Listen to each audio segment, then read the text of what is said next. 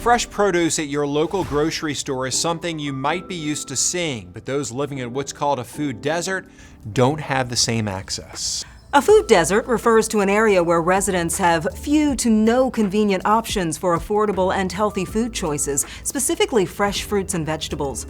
According to data from the USDA, in 2022, about 19 million people, or 6% of the U.S. population, had limited access to a supermarket. In South Carolina, one nonprofit is harvesting hope at an urban farm. Reporter Shelby Roberts introduces us to the team bringing healthy options to the neighborhood.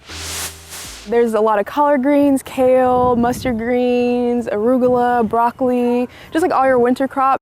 The team at Fresh Future Farm is working to bring healthy options to North Charleston through food activism. We're on the mission to grow the quality of life our neighbors deserve, and we're doing that through our urban farm and grocery store space, but also education as well. Tamazha North is part of the 6-person staff at this Black-led nonprofit farm and grocery store, working alongside community volunteers to make food accessibility happen. These are our compost tumblers that we use to, any excess crops or anything, we'll put them in here so they can break down, and then we'll put the compost back in our beds. The once vacant lot has served as a place for the Chicora Cherokee community to buy fresh fruits, vegetables, and herbs since 2016. Ultimately, we want people to have, unregulated access to food no matter what, and also doing that in a dignified way that isn't, creating more trauma for the people who are trying to just eat, because, we all do have to eat. It fills a need in this neighborhood. According to the U.S. Department of Agriculture,